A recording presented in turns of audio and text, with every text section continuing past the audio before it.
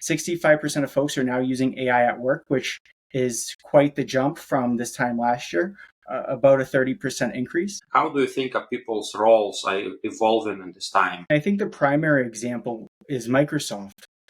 Before they laid off 7,000 individuals, I think a few days before, they also claimed that AI was producing 30% of their code. Degree-based versus skill-based approaches to learning, right? There's 44 million individuals that started a degree that have never finished it. Those 44 million people, with the help of AI, could make it across the finish line. In the future, potentially, there's an AI agent that follows you from almost birth to death, and that AI agent gets to know you, can help you complete tasks. It's like having a personal assistant. It's going to be like a cell phone in the future. It's going to be like Siri.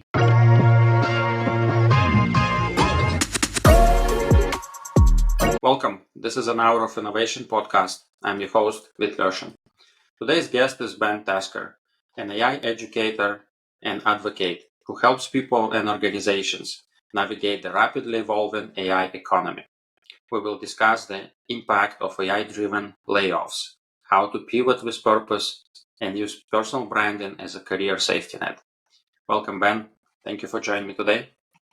Thanks for chatting with me, Vit. Like you said, my name's Ben Tasker. I'm an AI expert who's worn many hats.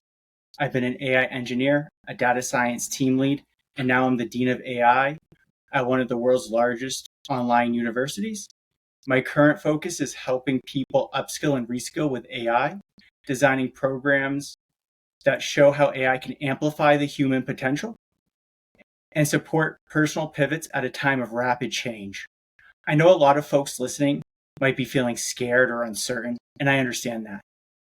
I think of this moment as the between times. We're not fully out of the old way of doing things, and we're also not fully into the new way of doing things either.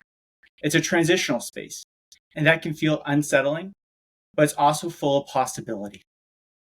Some recent current events is that Intel laid off 22,000 individuals, 20% of their workforce, to pursue AI. Microsoft has also laid off another 7,000 employees.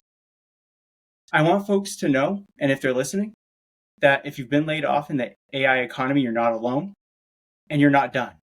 Focusing on AI upskilling and reskilling can help you amplify your human ability. Okay, great. Yeah, thanks for the introduction there and some crazy stats that you have. And I'm sure a lot of people thinking right now and reading this news and everything. So my first question is, why do you think this AI-driven layoff wave is different from previous waves that we've seen? What makes it unique this time? That's an excellent question, Vic. And I don't know if this is an actual wave, but I actually think it's a tsunami. It's going to be bigger than any wave that we've ever seen. Like I said before, I think we're still in the between times. We're not quite into the future yet, but we're not quite out of the past. And we're, as humans, still trying to figure this all out. So as you try to figure anything out, we're going to make some mistakes. And AI, like any other technology, is growing, but AI is actually growing more exponentially. It's growing faster than any other innovation that we've seen. Ethan Malik actually just produced he sends out weekly emails, a blog. And in that blog, he produces a statistic that 65% of folks are now using AI at work, which is quite the jump from this time last year, about a 30% increase. And he also mentioned that AI agents are starting to be deployed. An AI agent can help do tasks for you while you're away. It could, for example, produce research. It could produce a report. It can fill a lot of tasks so you can focus on other things. But at the same time, companies that are looking to replace individuals with AI aren't realizing the gains with the new AI tools and the new AI agents. They are not even sure if their employees are using AI.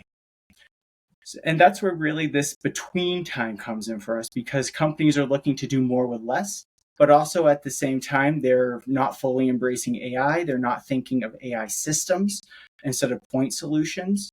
And there's a lot of doom and gloom. I know from an individual perspective that if you're trying to focus on just AI upskilling, I mean, that's one way to look at it, but there's also this whole other type of skill called human skills. And it's usually a part of society that's overlooked. You could, for example, focus on becoming better at teaching. So you could transition into becoming a teacher. There's unfilled nursing positions at every or most hospitals in the United States. So as companies are trying to progress through this revolution or evolution, I guess it could be either of those, humans are also doing that. But at the same time, there's still all these unfilled roles that aren't even being focused on. Yeah. Okay. Yeah, I see. And then, how do you think this? You mentioned a lot of things in organizations and how jobs are changing with AI agents and things like that. How do you think people's roles are evolving in this time, when they have to upskill themselves with AI, forget some other skills, maybe don't do anything anymore? What's your take on what's going on specifically with roles people doing right now in jobs? Sure. So I don't think being laid off defines you as a person. I think people who handle difficult situations are defined by the moment, and recognizing that there's plenty of opportunity instead of panicking to pivot. That could come down to creating your own learning plan, regardless of what position you're in. You don't necessarily have to be laid off. I actually think a learning plan can help any individual, even if they're not looking to upskill right now. You're going to need to upskill in the future. A learning plan can be long-term or short-term. It can be in areas of interest. It doesn't necessarily have to be in your job-related function. It could be in a new function, or you could even look at fitness, for example. But it's really looking at things in a short term, like 6 months, breaking it down by tasks. For example, for myself, I'm focusing on communication, which is why I'm starting to do podcasts. Communication as a skill probably isn't going to change. The communication medium may change, but the fundamental skill of communication may not change. So to answer your question, now relating this back to the AI, a lot of jobs that could change are probably phone jobs, for example, customer service jobs. We're starting to see that in industry. We're also starting to see traditional white collar jobs, for example, like in accounting. One of the world's largest banks back in February laid off 4,000 individuals. I'm not sure where all those individuals fell, but that's more of the white collar examples. And from my earlier statistics, technology, computer science, even though AI requires a lot of those skills, we're starting to see a softening in that market as well. So those future jobs could maybe focus on prompt engineering. An accountant maybe could become a mid-level data scientist. Customer service, those are great skills. Dealing with complex situations and conversations. That could maybe go into teaching. So it's really making sure that you're setting yourself up at a skill level for the pivot, not just trying to focus on what's my next gig. Yeah. And then I guess you also mentioned that the definition of skill is changing in this AI era. Can you elaborate on that? What do you mean by that? And how should we think about skills in the future? Sure. The way I like to think of skills is that they're durable and it proves that you can do something. So let's pretend we're going out to dinner. We're at a Michelin restaurant. The chef there is validated as a Michelin chef. They're able to cook the food. It's at that level, right? It's validated. You know you're getting a good meal when you go to a Michelin restaurant. Same with any other skill. Prompt engineering, leadership, communication. What's unique though is that now skills are starting to change. There's human skills and AI skills, and this is being defined by the World Economic Forum. And I think that's really unique because AI skills, instead of calling them technical skills, right, or hard skills, that can encompass systems thinking, analytical thinking, the prompt engineering, cybersecurity. With human skills, that's more of your traditional soft skills, but they call them human because they're uniquely human. AI can't really produce them as easily. AI will get good at them, but probably for at least the near future, humans have these skills under control. It's communication, leadership, empathy, learning agility, for example. So those are, and there's other different types of skills, platforms or methodologies or plans, whatever, or taxonomies. There's a lot of verbs out there, but I think the World Economic Forum is really simplifying it. AI skills, human skills. I see. Okay. Yeah, I used to personally to like hard and soft skills, even like when waiting new candidate for a job, we look for that. Now I guess we need to shift a little bit because pretty much everybody at job gonna be using AI, if not already using AI. Yeah, that's interesting. Yeah, and you also mentioned some organizations implementing AI agents or have like this digital transition or whatever the trend term is right now. Like recently on news, I learned about Duolingo and Shopify. Their CEOs announced that they're gonna go like AI first or whatever it's called. Do you have examples of companies that are doing this restructures and how it impacts the organizations and people who work there and products they make and things like that? I mean, I think the primary example is Microsoft. Before they laid off 7,000 individuals, I think a few days before, they also claimed that AI was producing 30% of their code. That's in current time. So think about how much code Microsoft, right? Most people use some sort of Microsoft application, how much code that actually is. That's a lot of code. That's a lot of engineering jobs. Just a few years ago, STEM was a safe bet. You could go get a STEM degree, go into computer science, information technology, cybersecurity, any other STEM related field. And you were pretty good. You're pretty guaranteed to get a good salary, a steady job. Now with AI, because it can code faster, it understands the systems. Microsoft's investing big in that more than it's investing into anything else. I'm not quite sure about that, but every organization is going through this, not just Microsoft. And it's important to understand that even though this just seems to be hitting one industry right now, mostly STEM, it's probably going to impact everyone, and that's why you really need to create a learning plan. Yeah. Yeah, I guess it's just the tip of an iceberg. We will see what's going to happen in the future. I think AI is evolving so fast; it's hard to predict even what's going to happen in 2 months versus 6 months and things like that. 2 days. Yeah, 2 days, 2 years. Yeah. You had your personal experience how you got into the AI field and became like self-educated and advocate now. Can you tell us a little bit about your career pivot, like where you were, where you're right now, and how did it go for you personally? Why did you do that? And things like Sure. that. So my AI journey actually happened because of my own lack of upskilling and learning agility. I have my bachelor's degree in healthcare administration. My first task was to produce volume reports for physician offices, so I had to predict demand essentially. I realized the lack of my data literacy skill, and going into an organization, I'm a fresh graduate, maybe this was a little naive back then, but I thought it would be state of the art. And I thought, they would have really good data. This wasn't, pre 2000, this was not that long ago. But when they asked me to forecast that demand, some of the information was still on paper. So I had to go to the actual offices to ask the physicians for their reports to count the actual number of patients that they see each day. Some data that they did find through validation wasn't actually correct. So then that really made me think, this is really a human component problem. If I predict or forecast the wrong number, they're probably going to change the office's hours, and that impacts human health. Secondly, there has to be a way to automate this.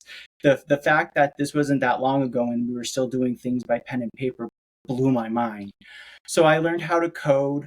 That way I could process the data a little bit more quickly, and it could combine a bunch of different resources into one output. It was faster than doing it in Excel. But outside of that, then I found a passion for coding. So I determined to go get my master's in data science and analytics. And then that led me down to more complex coding, algorithm design, all the cool AI things. Before they were data science. Now they're AI. Before that, they were analytics. So I got to experience all that, and that's how I got into AI today. I see. Okay. And then also, how did you, what was the first steps, how you started it? You said you went to university and then AI. that was it, or you had to like learn something more specific? Like, I'm trying to think of somebody who's challenged right now, sitting there and thinking AI will take my job. Like, going to university is one way, I guess, but like personally, how to overcome that thing and where to start? Yeah, so my first step was discovering a passion. Well, I guess my real first step was discovering the lack of a skill, right? So Mm-hmm. I lacked in data literacy. I saw that I was having trouble doing this. So wasn't the organization. The next step was I became passionate to fix this problem because not only was I tasked doing it, but there was that human element. I wanted to make sure it was correct. I taught myself how to code. There's plenty of free walkthroughs. I didn't have any Mm-hmm. skill in it whatsoever. It was SQL, very basic coding language for folks listening that might not know that. But I really enjoyed that. Then I started to research maybe MBA programs, really starting to develop and break down that learning plan for the next level for myself. I looked into MBA programs. I already had a bachelor's degree in business, essentially. It was healthcare administration. It's adjacent to an MBA. So, what could I do to upskill, become market relevant? I found data science. These programs are starting to pop up when I applied to the one that I eventually graduated from. I thought that was innovative at the time. Now there's a lot of them, so it's less innovative, but I wanted there to be demand. I knew because of the lack of data literacy, other organizations might be struggling with this. I found it enjoyable. And then my learning plan was the degree program, so it was more set for me, but I knew I needed that structure. If you're a project manager right now, or if you already have your degrees, I'm going to be honest, degrees aren't for everybody. So you could start trying to think about where you want to see yourself in 6 months, a year. It doesn't really have to be education based. If you want to learn how to cook, you could also use a learning Mm-hmm. plan for how would you go about doing that. But what skills do you lack right now to get to where you want to go? And then how do you acquire those skills? So can you learn it from AI? Can you take a short course? Can you go on Coursera? Can you earn a badge or certificate from a university? Do you want to finish that degree that you've never completed? I think a learning plan is unique because it's a person's personal journey. That's the human element of it. Mm-hmm. But it's really critical if you're going to complete it, you need to want it. It's not just like I'm going to go AI because I'm panicking about it. You genuinely should be interested about it, and you should make it apply to yourself. Okay, that makes sense. And then you also talked about before about degree-based versus skill-based approaches to learning, right? Can you and I guess you advocate more for skill-based, so it's more like tangible or whatnot. Can you elaborate on that? Sure. How is it different? Mm-hmm. American education is all time-based. On average, it takes 4 to 6 years for someone to obtain a bachelor's degree. Then the level up from that's what's called a master's degree. That takes more time than a doctorate. It takes even more time. So they equate your competence, so to speak, or your proficiency by the amount of time you sit in a chair to learn the material. I think that probably worked for the greater part, maybe until 2022 when AI was born. But the life of a skill typically is 5 years. So if I go learn a skill in project management or whatever the case may be, usually lasts 5 years before I have to upskill again. With AI, it already Mm-hmm. has some pedagogies in it. It's trained on the internet. It has books in it. It has that's how these models work. It's a recommendation system. So now if an individual wants to learn and if they're good at prompting, they can interact with any LLM. They could probably learn it themselves. For example, coding, where before I had to take a class online, now I could use an LLM to teach me how to do it. Mm-hmm. I would say that the shelf life of the skill is diminishing to 2 years instead of 5 years. That's just an estimate, but I do know because you could do this faster, it's more accessible. If you buy a premium version, it's $20, so it's less cost. People are probably going to be able to upskill much more quickly, and the barriers of entry are much lower. On the positive side to that, I think entrepreneurship will increase. I think education costs will decrease because if access can increase, then cost decreases typically. And I also think we'll see a change to our traditional education system, because if you can trade in skills towards a degree, then you theoretically can complete that degree in standard form more quickly because you have that repertoire of skills and you can prove that, you can validate it. I see. And then how do you think, like there is another hype phrase, future of work. How do you think the employers will take this if you don't have like a diploma or anything? Like, I know right now everybody's, well, I should say most companies looking at your degree and credentials as much as they look at your experience, especially for entry level, right? When you don't have much experience. What do you think, how employers will take it, how it will affect? Some very large employers, I believe Walmart and Verizon, are starting to use skills-based hiring. So they're kind of dropping the degree requirement, but what does that mean? So they have their own skills mapping throughout their organization. I use the example of World Economic Forum. They might use something a little bit different, but there's a lot of similarity between the two versions. That way, when an individual enters a company, they'll have X skills. And then if you want to move into a new position, you can acquire new skills, learn new skills. That way, you know you're more aligned for a role. They know their employees, if they need to find a role or a person to fill a role, they know who those individuals are. You can also learn on the job. So if there's a project, you can volunteer for it. So if I'm a really good data scientist, but I want to become a team lead or a project manager for whatever reason, I could pick up a project management project. I could gain a mentor. I can learn some skills. The mentor validates the skills. It goes into the HR system. Now I have that skill attached to my name. You can also go out to university and still gain those degrees, and based upon what you earn, you can earn skills that way as well. But I think this ecosystem of academia and industry is going to combine. If individuals can learn these skills at a job, then they can trade them in kind of like a currency to the university. So I think the university is going to slowly become embedded into the organizations, if that makes sense. So we've probably all taken a training from HR, maybe on compliance. You have to watch a video. The universities could probably produce those videos. It makes them authentic. There's trained professionals at universities, experts. So now you're learning from experts. And then the coursework, the traditional coursework, instead of doing a theoretical project or a lab or whatever the case may be, you could probably complete a project at that company that you work at with a mentor. They validate it, and then you can trade in that currency, eventually working towards the degree. So right now that's considered experiential or competency-based education. I think it's just going to become mainstream education in the not so distant future. Yeah, so it makes me think like how much value people should put on human skills versus AI skills, right? Like soft versus hard, because even though we call them hard skills, they're trainable. Over time, anybody can learn them.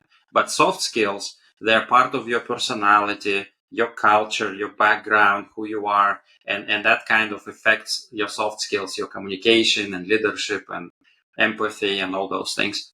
Do you think companies will focus more on soft skills when hiring anybody and then training them on the job and throughout the career as needed and things like that? What do you think? I think right now in the short term, everyone's all in on AI. But let's pretend we get past the short term, we're past the between times. The human skills are where it's at. The AI is going to get really good at very specific tasks. That leaves other tasks that it's not going to be that great at. The human component. Maybe instead of leading 15 people, managers now lead 10 people and a few AI agents. So you're still going to have to know how to interact with AI, but you're still going to now have that closer human element. Simpler tasks can be completed by AI. So now organizations are going to have to tackle more complex problems that maybe they put off for a little bit. Even though that might seem like an AI technical skill, that's probably more of a human skill because you have to get the team ready for that. There might be some upskilling. You have to learn what the actual problem is to fix it. AI is good at recommending all that, but it might not actually know. So I think long-term communication, empathy, learning agility, all of the soft skills, human skills that are traditionally overlooked are going to become a huge focus. And I think a lot of the jobs, that's where they'll grow. Yeah, that makes sense. That's what kind of made me think about that. You have some framework, if I remember it correctly. It reads learn, practice, apply, reflect, and repeat model. Can you tell us a little bit more about that framework and how can somebody use it? So I tie that back into skills. So in a traditional education setting, they use what's called Bloom's taxonomy for a learning pedagogy. And the most fundamental level of Bloom's is probably understanding. And then the most complex level of Bloom's, and this is just an example, but it could be implementing a chatbot for your organization. And then there's all the levels in between for that same mastery of a skill. AI has a really, at least in current form, has a hard time distinguishing between all those different steps. And if you're learning with AI, you have to simplify that. You have to simplify the process. So one methodology to do that is to go back to learn. So you can learn some content. You can use that. You can do a course. You can use AI. You can learn from a mentor, however you want to define learn. Then there's some practice. So that's non-evaluated, but maybe you're working on the project with your mentor, or you're doing an example problem with the AI. You're practicing what you just learned. Then there's the evaluation part. The evaluation part is what verifies the skill. So if I'm learning how to cook, I practice, now I actually do it. People don't get food poisoning. I can check the box. My mentor checks the box. And then I reflect. I think reflection is really important because it makes sure that you're still aligned with your learning plan. And the reflection should be self-driven. So you can write a paragraph, you can create an AI image to put into your journal, just something that makes you remember that moment. But with that reflection, you can then feed into the next. This goes into a circle instead of a linear pathway. This then goes into what you're going to learn next. So did that interest me? Did I not really like cooking? Maybe I should go do a construction project. Whatever the case may, maybe I need a new mentor. It helps line it up for that. It works well with AI, but it also helps with the human skills. So that's why I really lean into that framework. And a lot of skills frameworks, no matter what you're using, have something. So it might be worded differently, but it's something similar. Okay. And then also to identify those skills that you really need, what's your advice to people? How should they go about and discover those gaps, if you will, from the job or from their passions, from their past, I don't know, like education or whatnot? What would be your advice? I think you really need it. You want it. You've got to, I think no matter how hard you want something, you really need to have that fire in your belly. If you just wake up one day and you're like, I'm going to start a business, but you don't really have a plan to get there. I mean, maybe some people are super successful doing this, but most people are probably not that successful. It's kind of like a New Year's resolution. A lot of people are going to get fit, start eating better. That probably lasts till February, March. They didn't write down their plan. Maybe some people stuck with it. Most people probably don't. I think with the skills assessment, you really need to figure out where you need to go. From there, you break down all the skills that you currently have, what you're really good at, and you can use AI for this, but I like to use it from an individual level because no one knows yourself quite as good as you do, and there's a lot of thoughts in your head. So put down everything you think you're good at, and then put down everything that you think you could really probably get better at. Those are growth opportunities. And then you could either brainstorm with AI, you could put your resume in to have it brainstorm to see if there's a match. If you've never used AI, this is a great opportunity to jump in because it's about you. So you can validate that. It doesn't take much prompting. You don't need to know a fancy framework for this. And then you work towards your goal. And every 6 months, you check in with yourself. If it's a longer term goal, if it's a year, if it's a degree program, there's a little bit more structure to that. But you're constantly checking and you constantly do that reflect step in the pedagogy that I just described. And you'll eventually acquire the skill. And so now your list is getting shorter and shorter, and you'll start to see growth. And I think the growth step with the reflection is critical because if you're acquiring all these skills successfully, if you're taking on more work at your job, if you're going out to learn all these things, you should be seeing growth within yourself. It doesn't necessarily mean a promotion, a new job somewhere else, but you should be able, since I'm focusing on communication for myself, I'm seeing myself being able to communicate outside of podcasts better than I traditionally have. So what growth are you seeing in yourself? And that's where the reflection comes in. So that's how I would develop a learning framework and plan. And the second step is making yourself accountable. So by actually writing it down, I know it sounds old school, but by actually writing it down, even if it's sticky notes, you're going to probably accomplish that much more at a higher percentage than someone that doesn't.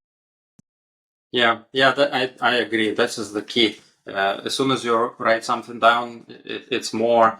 It's like 80% more chances that it will get done. If you don't write it down, good luck. Then you also, I don't want to say promote, but advocate for the idea of personal branding in your career.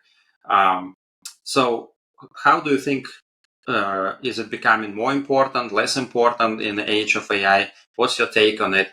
And just what are you thinking about this idea? That's an awesome question. I think a personal brand is important. I think the future is going to be recommendations. So think about traditional search. You go up to Google, you search for something. The SEO algorithm puts whatever you're searching for in front of you. With LLMs, they have search capabilities. They recommend things to you. Why do we care about that? If you start on your personal brand journey early, when these LLM search engines or search techniques become more relevant, then you're going to be recommended to other individuals, the human component. And I think individuals similar to Google, if it gives me what I'm looking for, I don't really go to the library to look any further. Right? Like who's doing right? So if an LLM's giving me a recommendation, I'm probably going to follow the recommend, assuming, it gave me what I was looking for and stuff like that. But they're probably going to get better with that. And it's a done deal. So by working on your personal brand now, you're increasing the chance of being in the AI algorithm, creating the recommendation. You're working on yourself. For example, I had to make a website. I had never made a website in my life, to be honest with you, and it was challenging, but it was also fun because it was for me. It wasn't right. So now I'm gaining a project, a new skill. I'm working on that communication skill, so it ties into another skill. So it's on the learning plan. I'm not deviating from the journey, but it's your own self investment. You're going to get in what you're going to get out of it, what you put into it, and I think that's critical. And no matter what life throws at you, panic to pivot, right? So the pivot is, now I have all these skills. This isn't a long-term job, but maybe I could do something on the side. I have this great website. Maybe I'm a really great author now. You don't know. But by trying these things, you unlock those opportunities, and you never know what you may find by doing that. So that's why I recommend it. That's why I think it's important. But again, you got to have the passion to do that. I know not everybody likes to put themselves out there, but by getting over that fear, I mean, you'll be ahead of the game. Yeah. Well, I guess to deal with the fear, if you just put the site up, it's not gonna like magically appear in millions of people's searches, Exactly. right? It takes time, so you can adjust to it. And then what about okay, you don't want to do website, but you have your LinkedIn, and most people don't really go there. Can they do something? And we know that LinkedIn is like a first stop for recruiters and companies. They go look you up and things like that. Can people start doing something small, I guess, in LinkedIn to start getting those personal branding out there and talk about something maybe, or what's your recommendation there? That's an awesome alternative. So if a website's maybe not your thing and you already have a LinkedIn, you can use AI either embedded into LinkedIn or on the side to look up key terms, recommended terms in the LLM so that you show up. And in current search, you can recraft your bio. If you're comfortable with it, you could produce some pretty good AI headshots so you can get a more professional look. You can look what other people are doing, so you can use the LLM search to find people similar to you, to see what they're doing, so you can get ideas. It can also recommend people that maybe you should connect to. So by interweaving the AI with a LinkedIn profile, you're setting yourself up for that next step of a website. So I think you made a good point. That is the first step, because once you get comfortable with that, then you'll be comfortable with the website. Yeah, I agree. LinkedIn is a great resource. It's overlooked. And I actually had on this podcast, I had a couple of career coaches and recruiters speaking about that. And they always mention to me, like, I don't understand. People are they're only looking at the LinkedIn and start engaging only when in time of crisis, right? Only when they need to switch jobs. They don't do it like every week, every month, periodically. And that's very important to keep up with things, connect with people. And I think, yeah, this is a good idea. It kind of builds that habit a little bit and skill for communicating with people. I like that idea. Yeah. And then, let's go back to the education institutions. And what do you think those institutions can offer to students who will be future employees? Like maybe some sort of changes in the education programs, or maybe some mentorship for them. What do you think? How do we, like as a society, think about education institution and change them a little bit to help future employees to be successful? I think education is going to be one of the most impacted industries, maybe right before healthcare, but usually it's one of the last ones. But AI is so transformational, and all the information in it is easily accessible. It's probably going to be one of the top impacted. And with that impact, I think a few things could happen. You're finally going to see that ecosystem change. We talk about it all the time, needing more affordable college education, less time in seat, more time in industry, more goal attainment. So there's 44 million individuals that start a degree that have never finished it. Those 44 million people, with the help of AI, could make it across the finish line. If more people go into the system, and I kind of hinted at this before, the cost of a degree should become cheaper. You increase access. So now, theoretically, it's not only more fair, but you're safe. If you can get the 44 million people across the finish line, that's pretty great for society, right? Mm-hmm. So that there's going to be that sort of reform, but there's also going to be the role of AI in education. So now that we have more people in it, you're probably going to see the class size grow. There's going to probably be a larger cohort. And I say cohort there specifically because you can unlock cohort-based learning because the AI is in there to help supervise. You'll still have faculty. I think humans like to learn from other humans. You still need an expert in the course. You'll have the help from AI. It can act as a tutor, 24/7 support. It can offer personalized education, which then helps get those people across the finish line because now it's for me, not just what the school needs me to learn to check a box. And you'll also have the industry that you're trying to go into, the organization. So if they're focusing on skills-based learning, which I hope organizations start to do, then there'll be mentors there that are taking these students, and maybe the traditional student changes, but it will become more of an ecosystem. Individuals will come and go in and out, eventually trading in those credits, the skills for their degree. Maybe it's not as time-based. It's probably a little bit cheaper, but you can earn while you learn, so to speak. What about like high school, middle school, high school? Is there, do you think, a potential to start those students or teach them AI skills, if you will, and get them exposed to this? I'm sure they're trying. A bunch of people probably trying, but it's not like officially in schools yet, right? Is it possible to start doing something like that, you think? Should we even think about that? I think it's in some schools. I think Conmigo from Khan Academy is an excellent LLM that is embedded in some school districts. And it does, I don't know what grade Conmigo kicks in at, but it is good at summarizing what's from Khan Academy and maybe what's in your course. So it is helpful. I think for younger non-college age students, in the future, potentially there's an AI agent that follows you from almost birth to to death, and that AI agent gets to know you, can help you complete tasks. It's like having a personal assistant.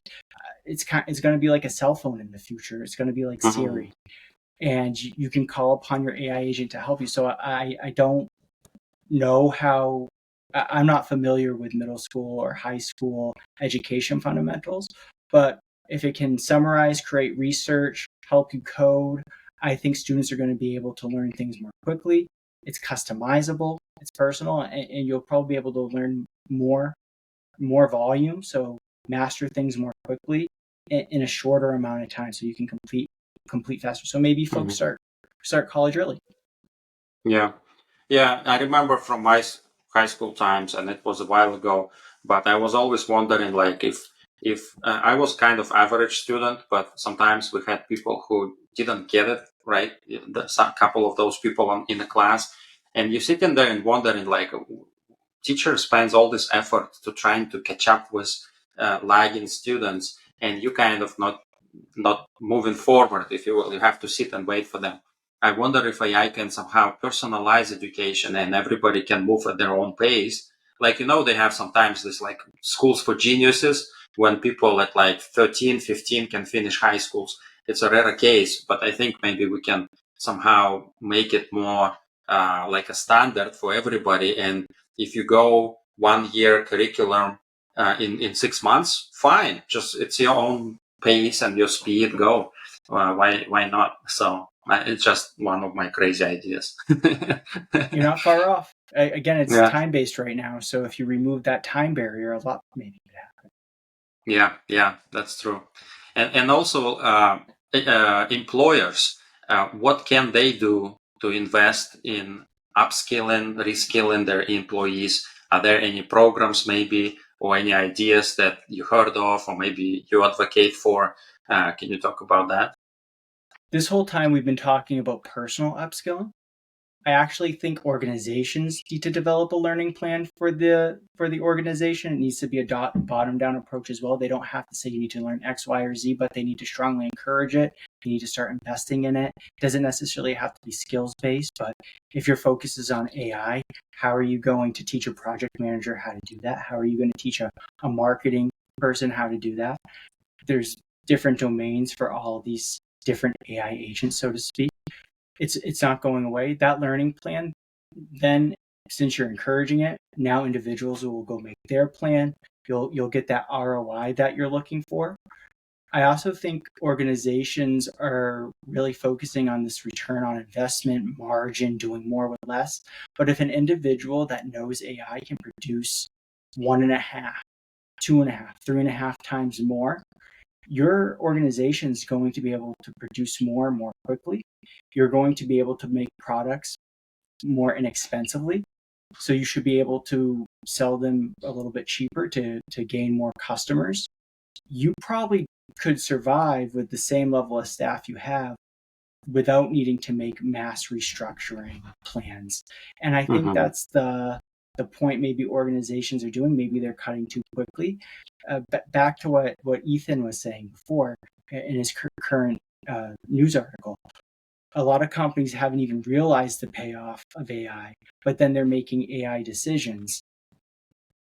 What's the trade-off with that? I would want to make sure that my employees are trained. I see the AI payoff, and then how can we make sure that our employees are being cared for, so that they can bring it back. If an employee is cared for, they'll bring it back to the company, and the company will keep growing. Yeah. Okay. Yeah, that makes sense. Okay. So we're almost at the end here. And lastly, I just want to ask if you have any sort of advice for people for upskilling, reskilling, learning AI, personal branding, something maybe we didn't talk about. If you have anything to say to people. Sure. Learning can be fun. It doesn't have to be academic. You don't have to watch a video. You don't have to take copious amount of notes. You don't have to go back to school. You could learn how to do a hobby this summer. You could plan a 3-day vacation. You could plan a fitness routine, something that you've wanted to do or you do frequently, but it takes a little bit more time to do. That's a great learning opportunity for you to plug into AI, see if it comes out right. It helps reduce that fear a little bit. It gets you into the AI system, so to speak. So I want to challenge everybody to do that. That will then kick off your learning plan, so to speak. Okay, yeah, that's great. That's a great use case. Start using for your personal needs, and then expand from there. That's great. Ben, thank you very much for your time. It's been a pleasure. A lot of good information from you. Thank you very much. Thank you, Vit.